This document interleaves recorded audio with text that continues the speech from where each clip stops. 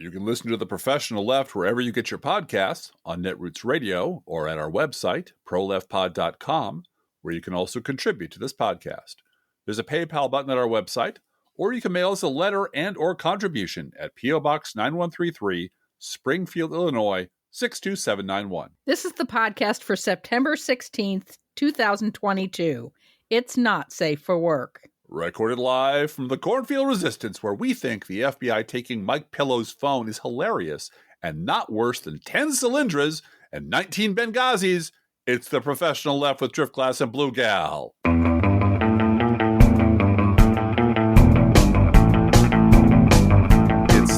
It's maybe even 9/11. I don't know. I don't know to go that high. I don't know what the scale is, but taking Mike Lindell's phone in the parking lot of a Hardee's is the end of democracy as we know it, Blue Gal.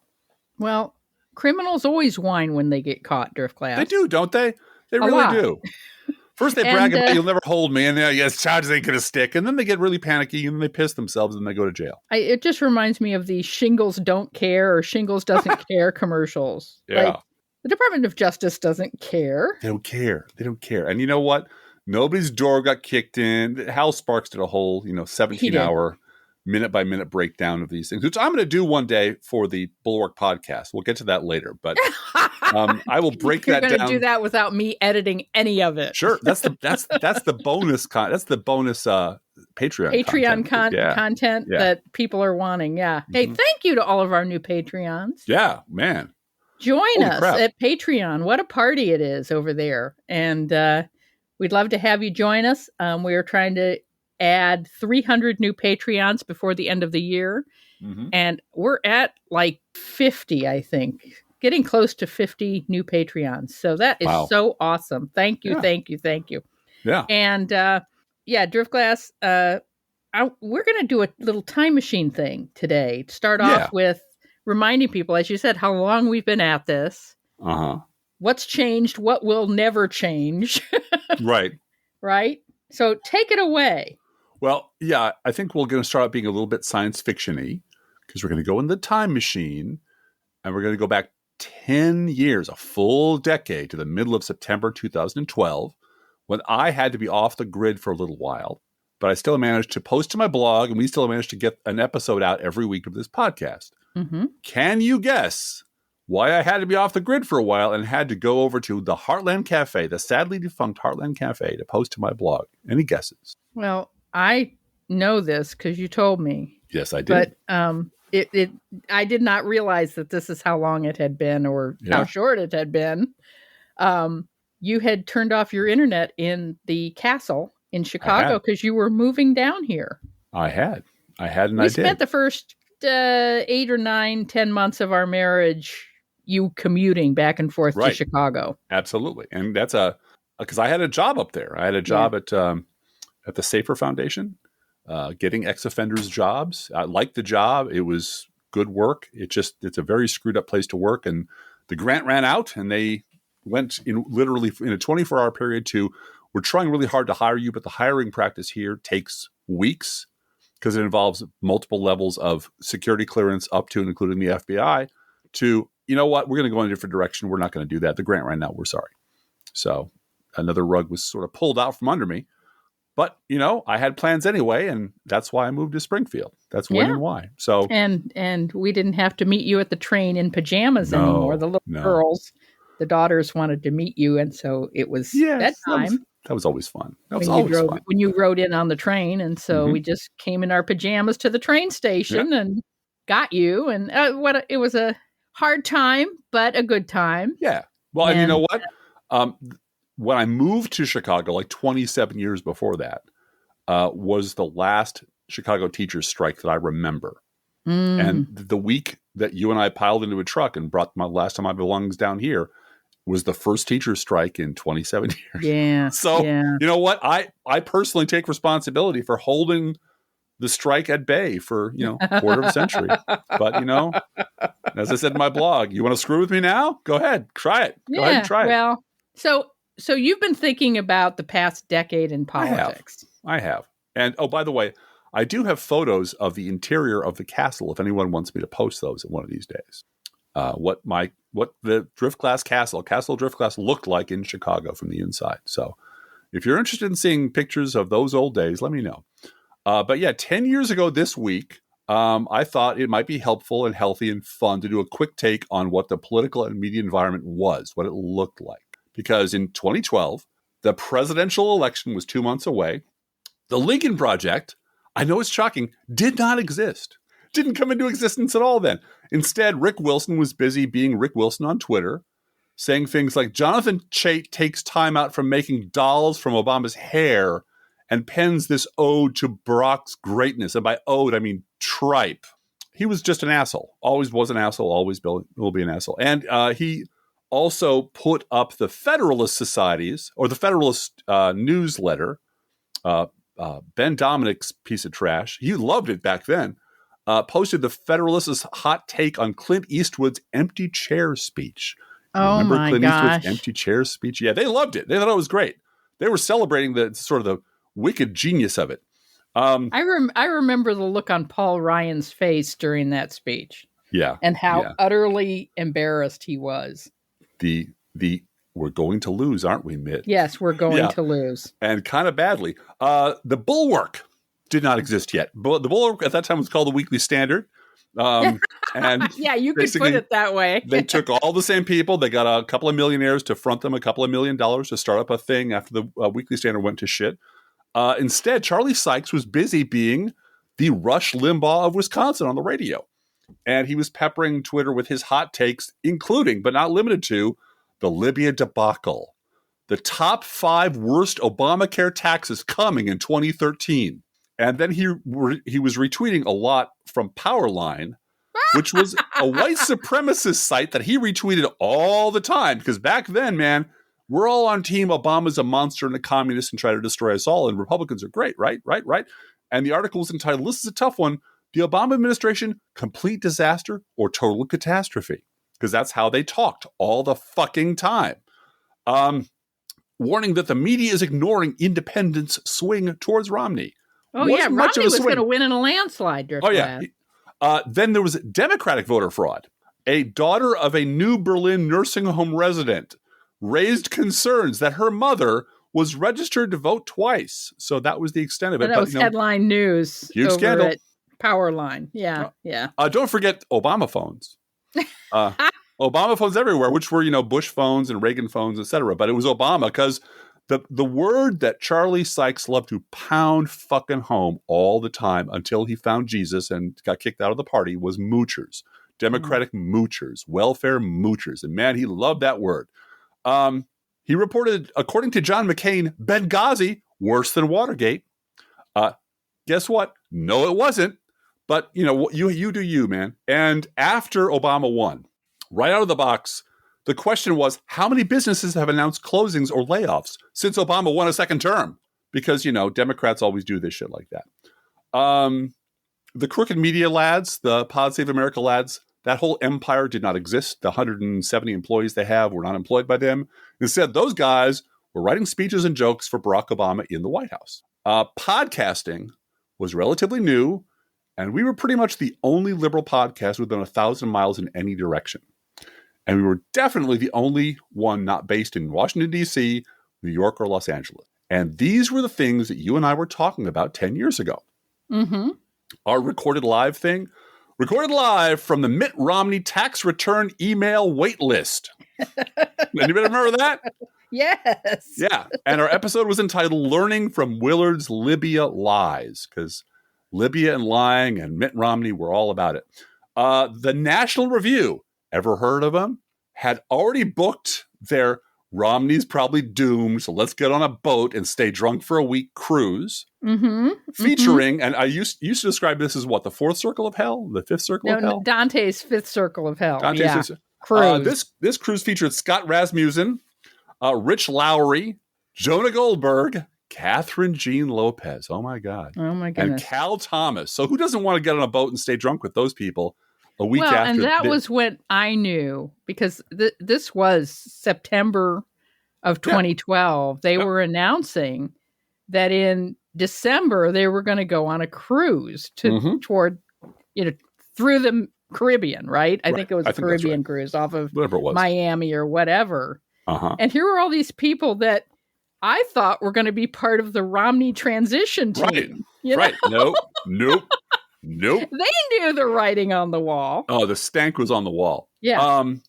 There was a guy named Mark Halperin. I don't know if you remember him, gentlemen. Yeah. Used He's to have on a TV Newsmax show. now. He is. But at that time, he was on a show called Hardball, which also doesn't exist anymore. Both sidesing the shit out of everything like a man possessed. You're right. He's since been banished from respectable TV for being a creepy sexual weirdo and pervert and harasser, and is now a regular on Newsmax, where he continues both sidesing like a man possessed. He also is, and I'm not kidding, I mentioned this last week, the notary public for the no labels both sides scam, which I have come to suspect has something to do with some friend of his on the inside making sure that Halperin gets to continue his medical and dental coverage. Give him a job, any fucking job, notary, fine. We'll make him a fucking notary, and then he'll have a dental and medical package and he'll get off my back because he's unemployable at this point. I don't care how many times Mika and Joe Scarborough try to haul him back into the light.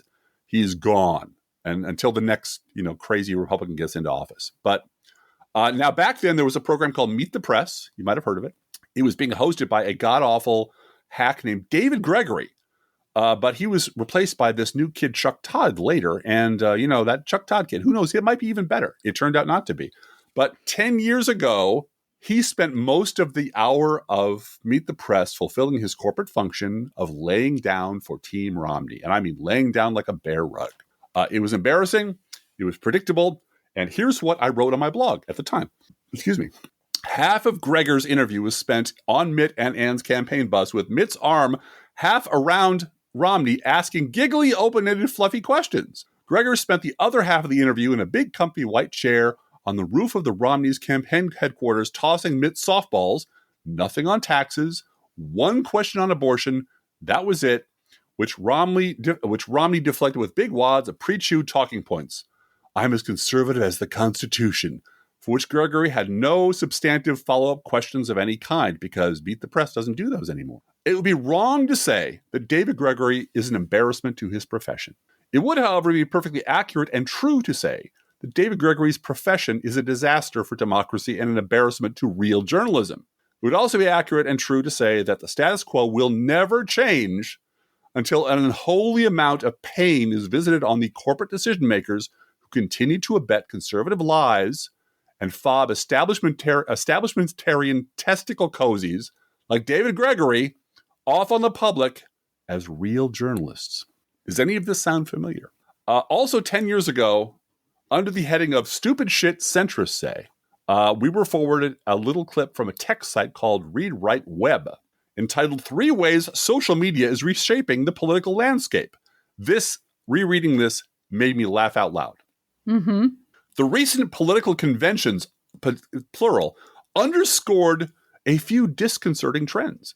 Our political leadership is not only out of touch with reality, but also tends to distort the truth. How can social media-based innovations address these challenges? Facebook and Twitter will save us, people. They're going to save us from the liars on both sides. Rereading this shit from 10 years ago is weirdly depressing and kind of reassuring and does help me at least mentally separate, because we do this every week, what is eternal and unchanging and depressingly constant and what is transient. So what we were talking about 10 years ago, how poorly the media serves our democracy, what a complete disaster Meet the Press is, how the disease of both-siderism is apparently indestructible, and how liberal voices are still persona non grata in the public square. And none of that has changed. Ample evidence everywhere, anywhere you care to look, that this is terrible. And anyone with any authority should be changing it immediately. This is all lights are blinking red.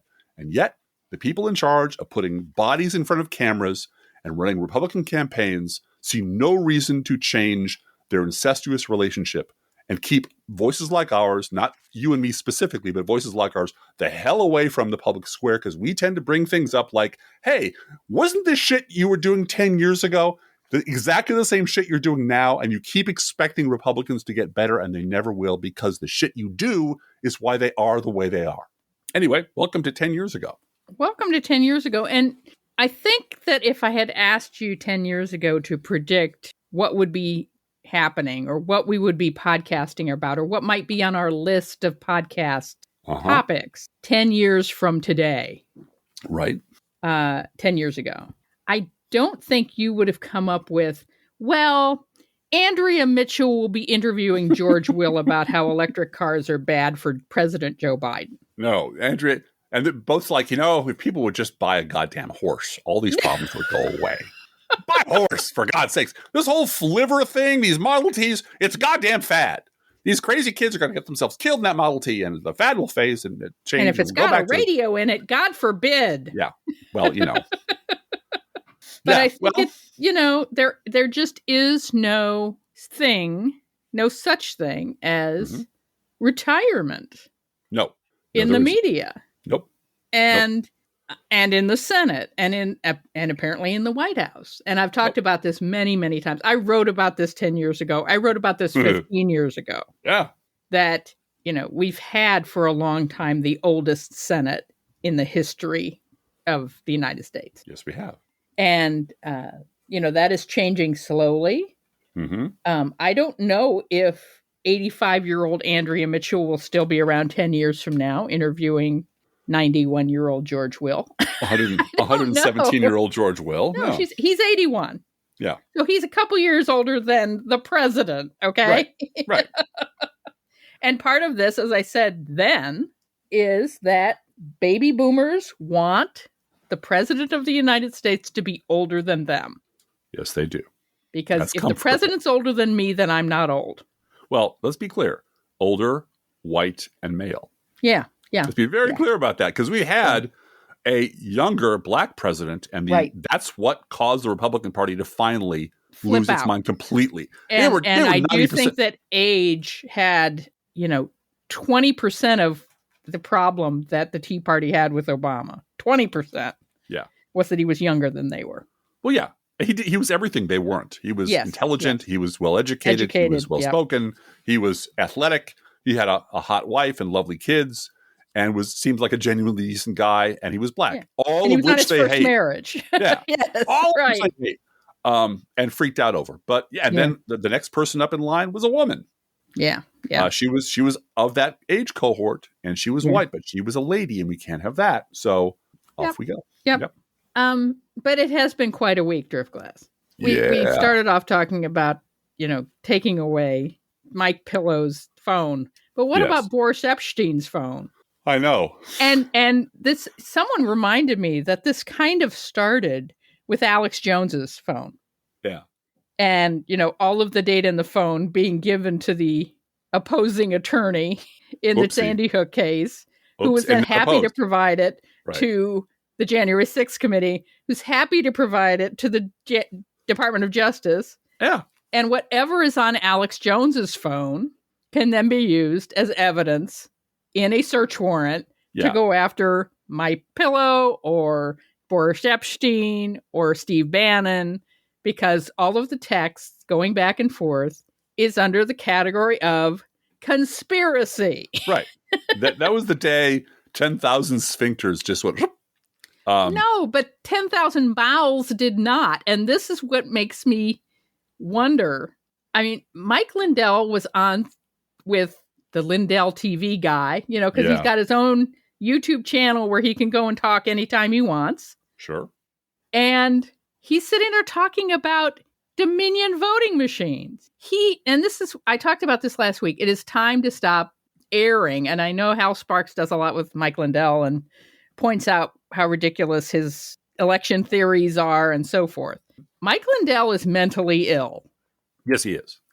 Clearly he is. Clearly has mental problems. Mm-hmm. And I'm not diagnosing him in any way. I'm simply listening to the way he talks. And he has no one in his life to tell him, even an attorney to tell him, shut up.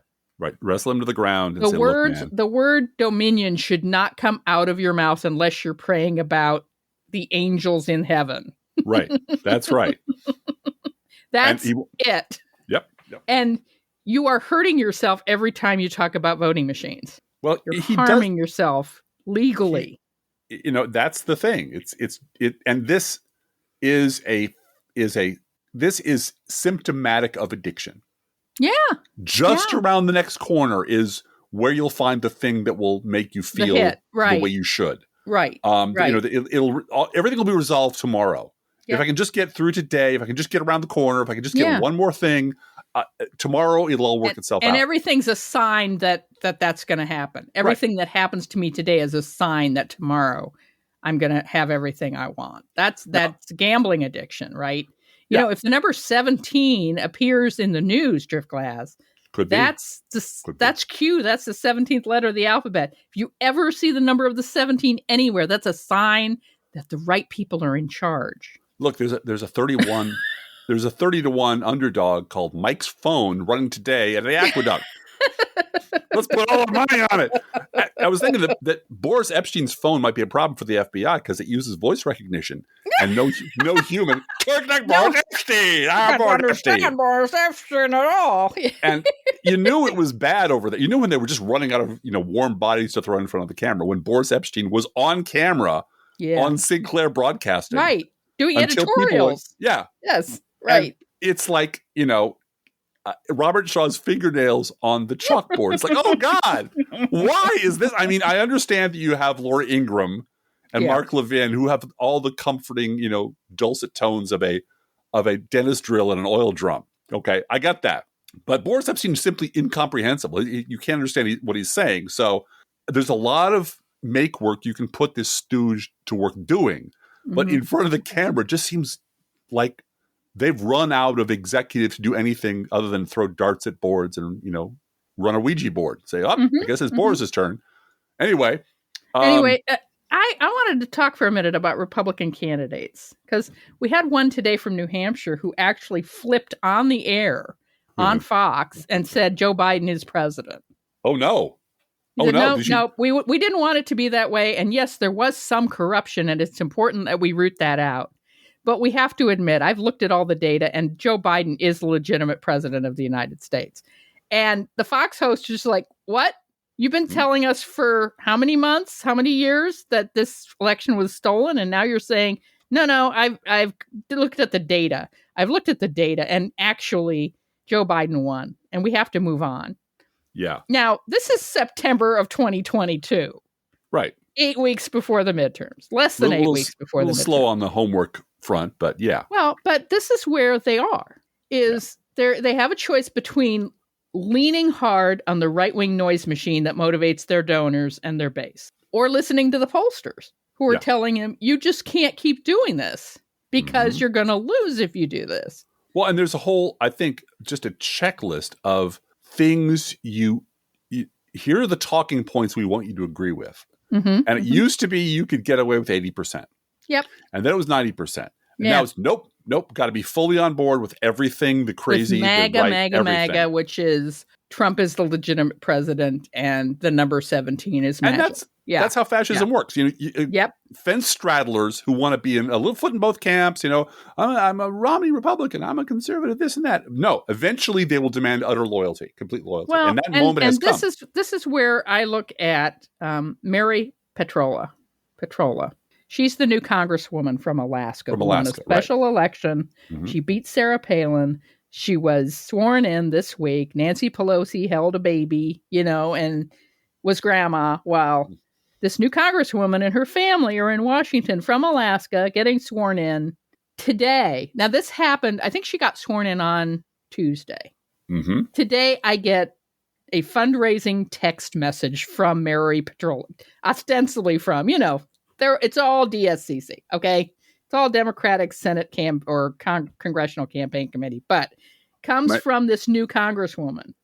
You might have to do that. It's Peltola, not Petrola. Peltola. Thank you. I didn't write it down right.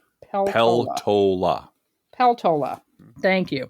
I got a text from her it's, hi, this is the new, and the way she put it was, I am Alaska's first pro-choice congresswoman in 40 years. That was how she introduced herself to small Democratic donor me. Okay. $5 Democratic donor me. Right. Yeah.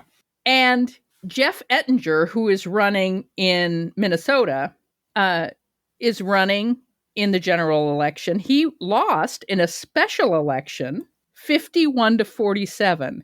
He expects the turnout in the general election to be 3 times what it was in the August special election. Mm-hmm. So we did postcards to voters for Jeff Ettinger in July, and we're doing them now in September. And it's just keep swimming. Whereas Sarah Palin is out there giving interviews about ranked choice voting. Yeah. While her opponent just got sworn into the House. And Sarah Palin's on the ballot in November. They live on different planets. She can't let it go that she lost. That she has to legislate and litigate that election. Now she's Sarah Palin's a special case anyway, but it seems to me that Democrats, first of all, introducing yourself as pro-choice in a text to Democrats, that's it, right? Mm-hmm. And then, of course, Lindsey Graham decides to go full Leroy Jenkins on the abortion issue this week. Uh-huh. Just as Republican Senate candidates like Blake Masters in Arizona are scrubbing their websites of their stand on abortion. Mm-hmm. Well, what the hell is Lindsey Graham doing here? I don't understand this at all, except that he feels that that his base is losing interest in voting this time. Well, may I read you a quick something? Sure. I wrote this on the anniversary of 9/11 in 2009. Okay. So we're beyond the time machine period. Right. Okay. And in a post I wrote called Like a Virgin, which made some ripples. Mm-hmm. But sync this up with exactly what you just said. I'm going halfway down the post. That brutal meth addict level of dependence on never being brought to book for anything they say or do left the right completely unprepared for the one thing their leaders promised them would never happen again: losing. Mm-hmm. And losing has driven them a special kind of crazy. That screaming, incoherently lashing out in every direction, kind of cold turkey junkie withdrawal crazy. In a few short months since they lost, they have emptied out their entire store of raving invective and delusion. Losing has left them insisting that the legally elected president of the United States somehow isn't really the president. He's a secret commie, a communist, a Hitler, a Muslim sleeper cell, a Chicago gangster. That's how they were 13 years ago. Mm-hmm. Because they lost. They lost, and they couldn't bear it. It was insane. And we're going to talk about Ken Starr in a little bit, but Ken Starr was the first barrel bomb they dropped into this political arena. It was like, correct. No, Clinton can't be president. He can't be president because he's liberals, and liberals are monsters. We can't permit that. Just ask Newt Gingrich or Rush Limbaugh. And so Ken Starr deciding that, fuck it. We're just going to keep prosecuting and finding nothing to destroy a reputation, to cripple the president. Mm-hmm. That was like, that's a proof of concept. Right. This works. And ever since then, actually well before then, losing has been the worst thing ever because they truly believe that you and I, Blue Gal, are worse than Hitler. Right. Our motives are always suspect. Satanic. Well, yeah. we eat babies and drink baby blood to stay young and right, whatever. Yeah. And this week on CNN, if I may, one of the people who's been involved in this tradecraft, this lying tradecraft, named Alice Stewart. She's been around for a long time. For decades. She has been a professional GOP bullshit liar for decades. Mm-hmm. And she was on This Week with Al Franken on CNN. Mm-hmm. And she decided it'd be fun to lie about the Supreme Court and how the GOP isn't doing anything wrong. There's plenty of historic precedent for what they did. And Al Franken just destroyed her. Mm-hmm. She was lying about how the GOP had stacked and stolen the court, and Al Franken leveled her to the point where she was reduced to stammering and grabbing for talking points and just gibbering and making no sense at all. Now, well, and he asked her a very simple question because she said, "This has happened before. This precedent. Holding off on a Supreme Court nominee like they did with Merrick Garland. This is what happens." Mm-hmm. And he just asked her, when has it happened before? And she's, well, I can't tell you an exact date. It's because it's never happened before. Yeah. And she's flailing around and she's throwing Joe Biden's name in the hat and she's talking and he keeps he keeps doing what a journalist would have done if we had journalists anymore, which is asking her a very simple question. You made an assertion that there's precedent for what Mitch McConnell did, and the theft of these 3 justices who just lied their way out of the court, including one, Amy Coney Barrett, who was appointed like 4 minutes before Biden took office. Before the election. Yeah. Before the election. So what is the precedent you're citing? Well, I don't know. Well, you just said it happened in history. When? Well, when exactly? Well, Joe Biden, corruption, Solyndra. No. I don't want to talk about Hunter Biden's laptop. You just said a thing. Prove what you just said. Now, what do we learn from this? Alice Stewart is a liar and a fraud and a hack and should never be allowed on television. Number 2, her completely jaw-dropping collapse should be career-ending. And number 3, this will not affect her career at all. Any more than being a serial liar and constantly wrong has put a dent in Bret Stephens' career at the New York Times, or Mark Thiessen at the Washington Post, or Hugh Hewitt at the Washington Post. These people are part of the machine. They're cogs. They're not passing through the machine. They are the machine.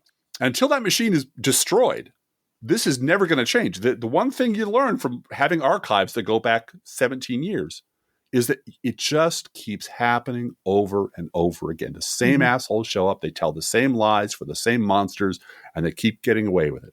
And they're getting away with it again. Now, we do have a little more ammunition on our side this time, but goddamn.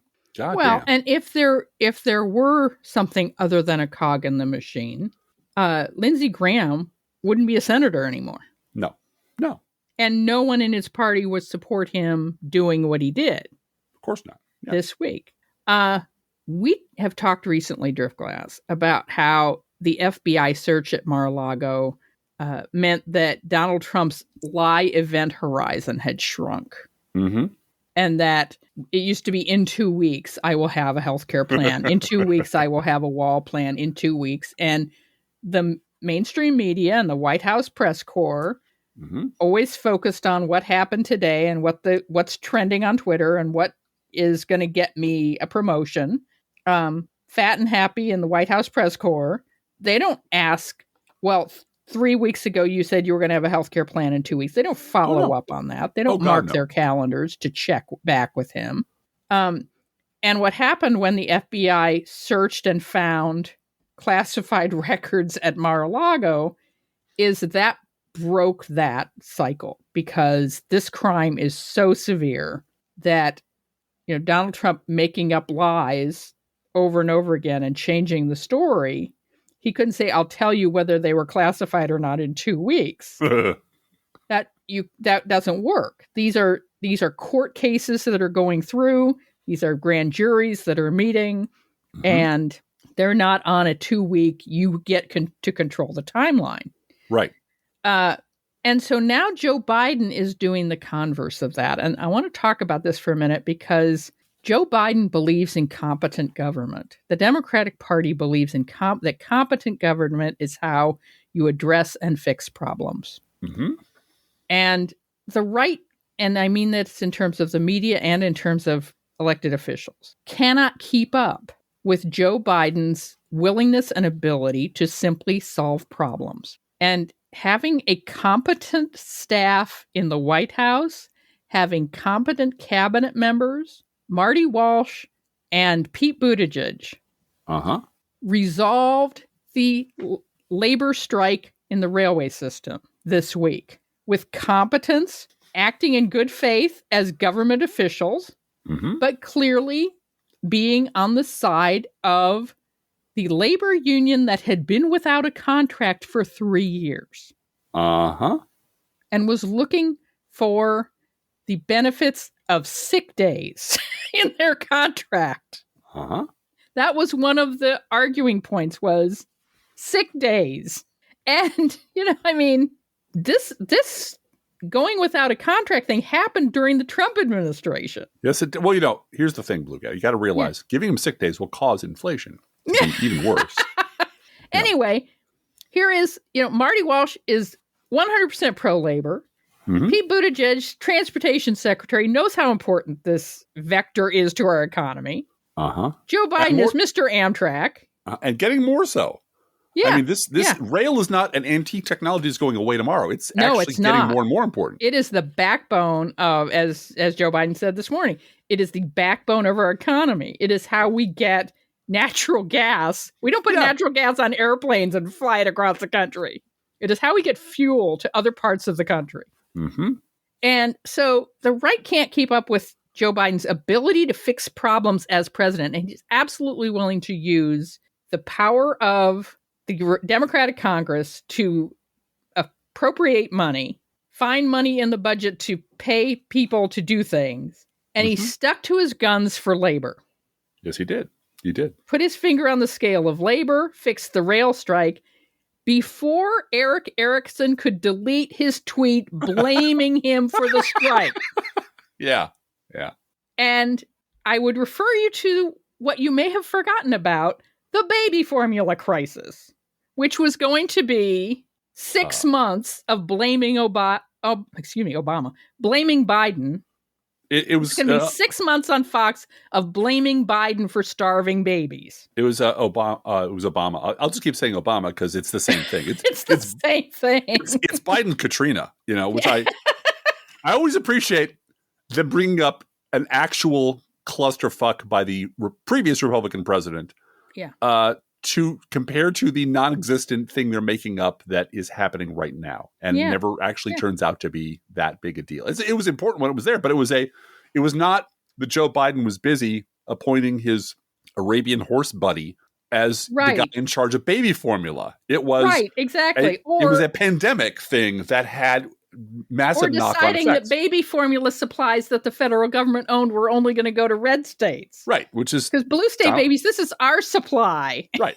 That's Donald Trump and ventilators, people. Yes, remember that. It is. Jared Kushner's, policy was dole it out to your friends, let the other ones die. Right. So, especially in New York City, which is weird. Because that's where Jared Kushner lived. Yeah, well... not anymore. They won't let him back. All right. So let's talk about, we know there's a lot of books out there, Drift Glass. We do. A lot of them are talking about, the collapse of the Republican Party over the past, 5 or 6 years. 5 or 6 years. I've written conservatively 1,000 posts. No, not quite that many, but hundreds of posts going, listen carefully. Remember how I taught you to listen carefully for the words, both sides do it. Yeah. And many people, and this is not just me, but a bunch of liberals like us, listen carefully. You will hear it everywhere. Everywhere. It's the forever chemical. It's microplastics. It's everywhere. And once you start hearing it, you start noticing the people who say this shit are cowards or liars or con men or Republicans or members of the media or all of the above. But it's always a deflection. It's always a lie. It's always something that you don't want to talk about. The same was true for 5 to 6 years ago. Because, man, that was the fucking mantra for every never Trumper and all of their friends in the media. Everything started 5 or 6 years ago. It wasn't us. It wasn't 30, 40 years of Republican behavior leading up to Trump. That had nothing to do with anything. It was 5 or 6 years ago. And suddenly overnight.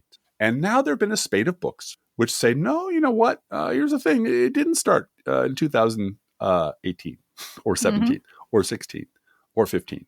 It started pretty much with Gingrich and Limbaugh in the 80s and 90s. And even before then, there was a long, long, long track down which the Republican Party went, could have gotten off any time, could have denounced and denied, could have said we're going to live differently, but they didn't. They chose every step along the way. They chose to pander to the worst people in the world. And one of those authors is named David Corn. And David Corn has been reporting for Mother Jones, I think, or for The Nation, or maybe both. Yeah, for a long Jones, time. Yeah. He's reliable. He's a good voice and he's a reliable voice, and he can't break through anywhere but MSNBC usually. And so he has a book that is one of several, one of 5 or 6, I lost count. They're saying, nope, it was the last 30 years and then some. So he got himself on the Bulwark podcast with Charlie Sykes. And Charlie Sykes is, the Rush Limbaugh of Wisconsin for 30 years. And David Corn made a point of repeating the phrase, for the last 70 years, like 9 times in the first 5 minutes. Yeah. And it is one of those podcasts that I actually recommended to people because, and it's one of those things I'm really tempted to do like a Hal Sparks breakdown because Charlie Sykes was integral to the growth of the Republican Party into the monster it became. He was cool with it every step along the way until it spit him out. And then he came to Jesus, and it all started just last month, right? And all of the people that he works with, pretty much without exception, Stuart Stevens is a little bit different, but right across, they don't like talking about the period before 2016. They really hate it. They will hang up on you. They will block you for mentioning that shit. But apparently there's enough of a wave building to actually talk about this stuff that he's on this show. And the best that Charlie Sykes could muster is that he miscalculated. Mm-hmm. I miscalculated the number of crazy people in the Republican Party. No, you didn't. No, you didn't. You fed them. You fed them red meat every day. They're the ones who put the roof over your head. And you won't say that out loud, because once you say that out loud, then it turns out liberals are right and you were wrong. And then it turns out, why are we listening to Charlie Sykes again? Whole bunch of people over there who don't get any attention, any money, any funding, anything, who are actually right. Why are we putting Charlie fucking Sykes on television every goddamn day? Mm-hmm.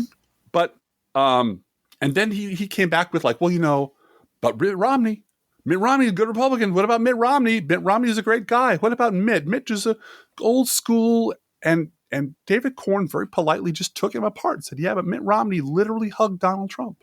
Yeah. Literally threw in with the king of the birthers. Literally hugged him, put in with him, knew this was his base. And Charlie Sykes says, oh, yeah, that's right. Yep. Oh, yeah. I forgot that part. I forgot the part where you can't get elected in Republican politics during your entire life without pandering to the base that you all goddamn well knew was there, and you all goddamn knew was getting crazier by the minute. And since you can't win elections without them, and since winning elections to defeat the evil liberals is more important than anything, you just kept feeding them raw meat because you thought exactly what the housing bubble assholes thought. IBG, YBG, I'll be gone, you'll be gone. When this shit hits the fan, if it ever does, I'll be retired. It won't matter. I'll be dead in my grave. It'll be 50 years from now. It won't bother me. I'll have gotten mine and gotten out. And then it happened during your lifetime while you were, upright and walking this earth. And then you have to start making up fairy tales about how it wasn't you didn't know, who knew it was there. And every time they do that, I just point to my archives and your archives and Crooks and Liars archives. It's a whole bunch of people who told you this was happening. And you called us crazy and stupid and crackpots and nuts. You and everybody else in the goddamn media. And we told you what both-siderism was doing. Both-siderism was doing. We told you that it was empowering the worst people, and he kept doing it. And I'm glad that he was invited. I'm glad that David Corn got a chance to sell his book. I'm glad that Charlie Sykes had the guts to put him on the air. But it's still that squirming kind of, it wasn't me, and I didn't know, and I wasn't there, and this is all news to me. And what about this nice guy? What about that nice guy? And what about Bill Buckley? Well, yeah, Bill Buckley did throw him out of the party, and then he invited him right back in the side door, didn't he? Oh, yeah, he did that, didn't he?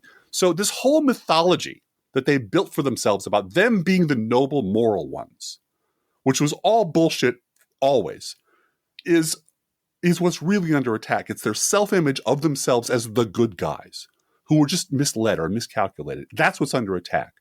And they can't bear the idea that their life was a lie. So Driftglass, there were a couple of things that came out this week.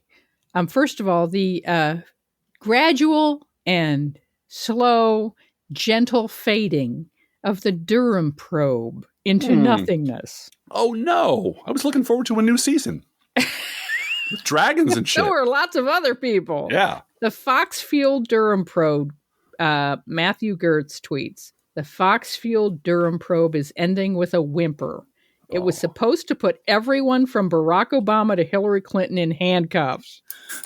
But Sean Hannity's conspiracy theories don't play well in court. No, they don't. And I said, Sean Hannity's conspiracy theories don't play well in court. Alex Jones' conspiracy theories don't play well in court. Donald Trump's conspiracy theories don't play well in court. Yep. At long last, can we acknowledge that Republicans are not entitled to their own facts? But the fact is, none of those people care what happens in court because the court that they're arguing in is the MAGA court of Fox viewers, and they win. Always. Yeah. And if the courts are the problem, they have the solution, which is pack the courts. Pack the courts with crazy people. Pack the courts with lunatics. Pack the courts with 12-year-olds. And then pick your judge. Shop your judge. Right. Yep. Right. Yep. We're going to go on to a news roundup, Driftglass. That's a good idea, Blue Gal. You want to go first? You want me to go first? Sure, I'll go first. This week, Joe Biden approved the first $900 million in U.S. funding to build 500,000 electric vehicle charging stations in 35 states. And boy, did he have fun at the Detroit Auto Show. Yes, he did. Yes, driving around in an electric Cadillac. Mm-hmm. Man, there's a song there somewhere. Yeah. Maybe Johnny Cash could have 1 volt at a time or something like that. This week, Joe Biden did politics on Twitter. So I'm sure somewhere some DC pundit peed their pants. Specifically, Rick Scott, who had been Peter Principle from the nation's biggest Medicare fraudster to the Republican senator who lost all the Republican Senate campaign's money, decided to be cute and to drop off his Rescue America plan at the White House so Joe could spread the word. And Joe did. Quote, couldn't agree more, Rick. And if anyone else wants to read your plan to put Social Security and Medicare on the chopping block, they should go to, and here's the website. Thanks for stopping by. JoeBiden.com/Rick Scott's plan. Yeah. Come on, man. And that had been predicted in the Miami Herald. They said they didn't understand why the Democrats didn't just go publish this everywhere. Because Rick Scott wants to sunset Social Security and Medicare. But Rick Scott... and tax retirees. Increase taxes on retirees because they don't have enough skin in the game. You know, shooting your dick off is one thing. Shooting your dick off with a flare gun so that everyone sees it is entirely different. But, okay, Rick, way to go, man. Well, and who is Rick Scott talking to all day? Yeah. Well, he's not talking to seniors who are struggling to pay for prescription drugs. He's not talking to those people. Can I share a theory with you, Blue Gal? Yeah. It's the only thing that explains everything Republicans are doing other than the fact that they're just awful, stupid, crazy, evil scumbags. Yeah. Does this explain Lindsey Graham doing the abortion thing? It explains everything. Years ago, they collectively signed a pact with Satan and to win power. And it's unbreakable. The only way their contract can be broken is if they lose an election, lose a lot of elections. So they are trying desperately to lose elections by embracing the craziest, dumbest, foulest, vilest, stupidest strategies imaginable in a vain hope that if they lose enough elections, Satan will break their contract and they can go back to doing whatever they were doing before. And it's not working because the Republican base are all on board with all the crazy, stupid, vile, evil shit. And they're learning, shit. We love Satan. Yeah, we love Satan. We're totally pro-Satan. After you. 49% of Americans approve of Biden's job performance, his highest rating since April. The House proposed bipartisan legislation to reform the Electoral Count Act of 1887. This is the first major legislative response to the January 6th Capitol attack. The bill, called the Electoral Count Reform and Presidential Transition Improvement Act, is similar to the bipartisan effort in the Senate to clarify the limited role of the vice president in certifying election results, raising the threshold for members of Congress to object to states' presidential electors, and promoting an orderly presidential transition. This is literally the least they could do when they've done the least they could do. Pennsylvania State Representative Stephanie Borowitz put on a tight red dress and went and stood in front of a bunch of old white guys and bragged that she yelled at Moms Demand Action volunteers and said she wouldn't let them into her office. I always say God and guns got us here, and God and guns will keep us here. Moms demand you're not getting anywhere in my office. And all the white old guys clapped at her. There's a name for a job like that. Yes, there is. And I'm not going to say it. Is it Lindsey Graham? Yeah. Because this week, Lindsey Graham, after swearing that we're never going to have a national abortion ban, introduced a bill to ban abortion nationwide, and Marco Rubio stepped right up to co-sponsor Lindsey Graham's bill, which is going nowhere. But it lets you know, please get us out of Satan's contract. Please. We're trying so hard to offend literally everyone and get enough women to the polls to drive us from office so we can go back and not burn in hell. The governor of Georgia also was caught on a hot mic talking about, banning contraception in Georgia, contraception. We'll have to look at the legislation on that. Yeah. Well, after you. All right. This week, the right-wing Family Research Council announced that abortion is never medically necessary to save the life of a mother. Yeah. By the way, this is a monstrous lie. Yes. This week, House Republicans introduced a bill giving pharmacists more power to deny Americans medication if they suspect it could be used to terminate a pregnancy.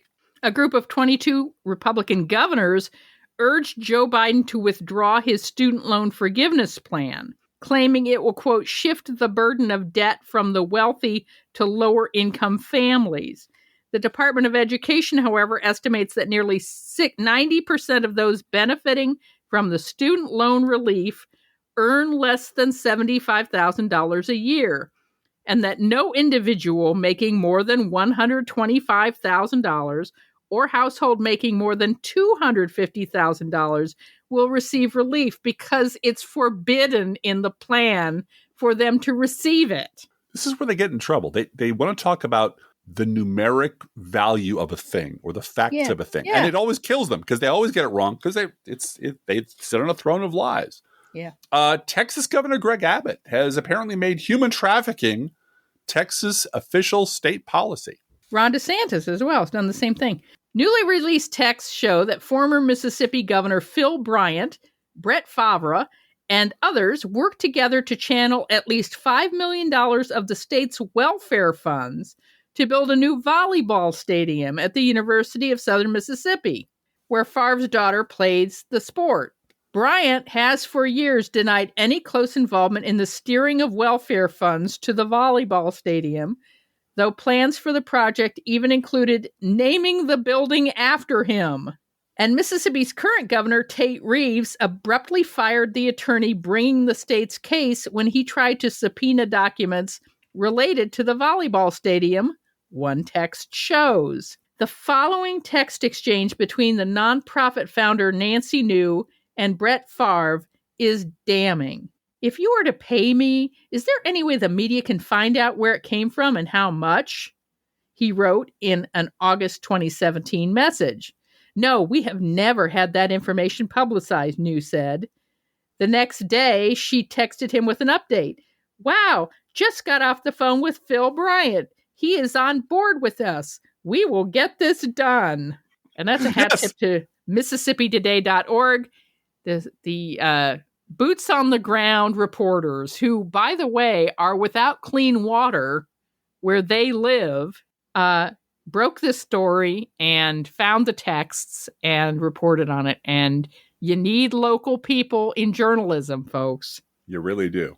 I can't tell you how many times we lean on Capital Facts, Rich Miller's Capital Facts here in Illinois, because our actual state paper, the state capital paper, is garbage. More than 15,000 nurses in Minnesota went on strike after months of contract negotiations failed to produce a new deal that addresses massive understaffing and overwork. The Justice Department issued about 40 subpoenas seeking information about Trump and his associates related to the 2020 election and the January 6th attack.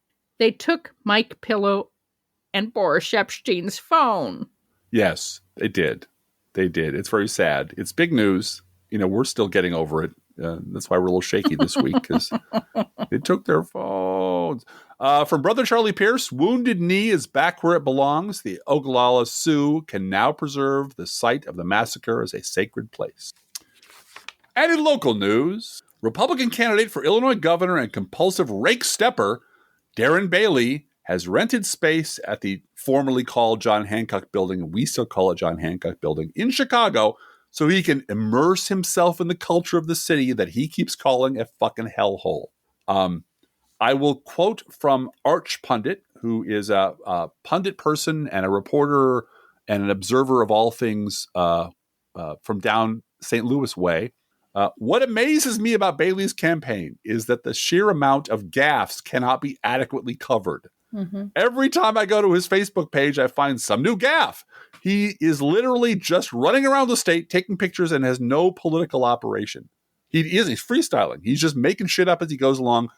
It's the sort of the Mississippi River version of the National Review cruise. They know they're going to lose. And they know they're going to lose, as I said earlier in one of my posts this week, lose with Lar Daily numbers. Lard Daley was this crackpot who ran for mayor of Chicago twice and governor twice and president 6 times. And his candidacy was always America first. And he dressed like Uncle Sam. And it's going to be bad for Darren Bailey. And the post I wrote was entitled, do you think America's savviest pundits are still 100% sure that it was a bad idea for J.B. Pritzker to spend a little money to get Darren Bailey profile raised so that Illinois Republicans would vote him into office? Because it's looking like it was an act of political genius, because Bailey is just going to be a trivial pursuit question for the rest of his life. Yeah. Yep. Well, and a number of Chicagoans poked a lot of fun at him for pretending that moving into rented space at the John Hancock Building in Chicago would help him immerse himself in the culture of the city, because his office is above a cheesecake factory. Yeah. Well, and here's the thing. People who lived in Chicago for a number of years remember when Jane Byrne moved into Cabrini Green. Mm-hmm. Okay? You want to get immersed in Chicago culture, move into Washington Park. By the way, Darren Bailey and his running mate tried to make sport of and tried to sort of glom onto a shooting in Washington Park and were destroyed by activists there. Yeah, we're just because and everybody who posted about it said, "Welcome to Chicago, Darren. Welcome to Chicago, Darren." Because that shit doesn't fly with people who actually live here and actually give a shit about the violence and want to do something about it. Right. You don't care about any of this shit. You care about blaming every problem in the universe on Democrats and Democrat governors and Governor Pritzker and your hillbilly yokel ass. Your county wouldn't last 5 seconds without federal farm subsidies. No.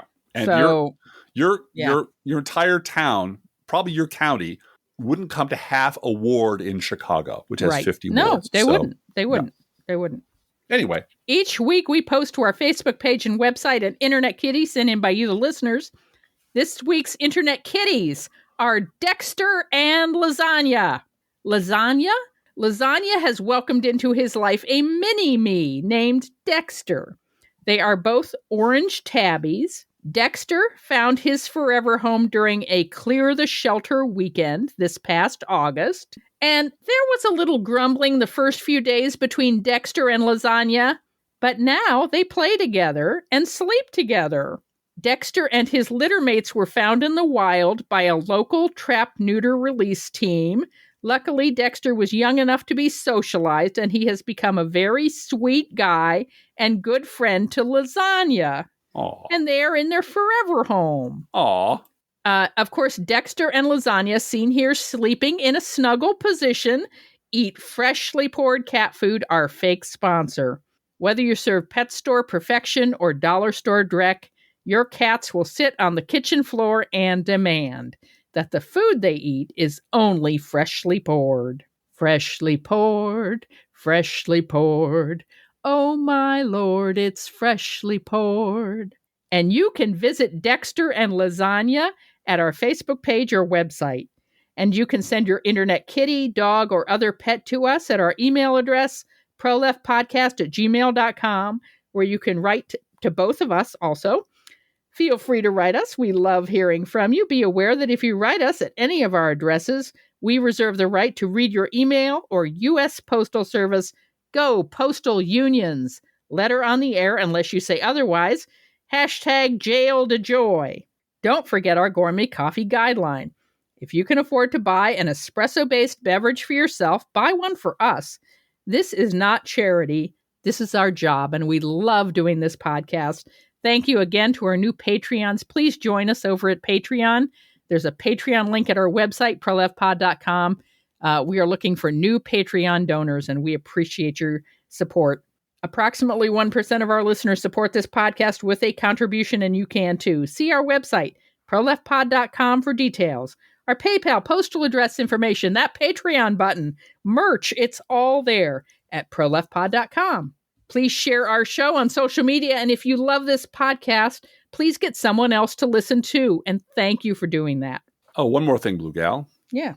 That you can leave in or not. A lesson in how social media works. 2 years ago, I did a little post in a graphic showing Lindsey Graham as a member of The Handmaid's Tale. And it went pretty much nowhere. Most of my stuff, 10 people comment on it and a couple retweets and a couple likes. And that's fine. That's all you expect. And then Lindsey Graham decided to drop his abortion ban the same week that Handmaid's Tale dropped all of its new episodes on Hulu. And I posted exactly the same graphic with exactly the same heading. And last count, it had 3,000 retweets and likes and a whole bunch of 170 comments, which never happens to me. Which are 2 orders of magnitude more than anything ever. Well, ever. You called him of Donald. Of Donald, that's right. On the original post, I called him of Donald too. Yeah. And I thought, well, that's weird. And it's not weird at all. The news just caught up with your Photoshop skills. It did. That's all. And I used my newfound power and publicity to promote hashtag pro-choice dads. Oh, good. Look, if you like this, that's funny. And Lindsey Graham's a buffoon, but really, pro-choice dads using our graphics, our pro-choice dads graphics, to promote the idea that dads don't want the state telling their lovely and talented and smart and beloved daughters what to do with their goddamn bodies is a thing that is sort of underappreciated by a lot of campaigns out there. Yeah. And I think that pro-choice campaigns and the ways the polls were swinging, the polls among dads swung really hard. Yeah, hell yeah. Hell yeah. Toward the Democrats, yeah. We are all about burying the boyfriend in the backyard if he crosses her. It is so true. And protecting her and raising her to be an intelligent, independent, beautiful person who can make her own goddamn decisions. Thank you, Driftglass. How are the Internet Kitties doing this week? Well, Blue Gal, the Internet Kitties would like to remind you that, like Internet Kitties, mermaids come in many colors. Gosh. Let's think about living. Think about living. Just think about loving. Think about loving. Let's think about the hooping and the hopping and the popping and the lovey-dovey. Let's forget about the wine and the crying, the shooting and the dying, and the fellow with a switchblade knife. Let's think about living. Let's think about life. The Professional Left Podcast is recorded under a Creative Commons license. Copyright 2022. BGBG Productions Incorporated.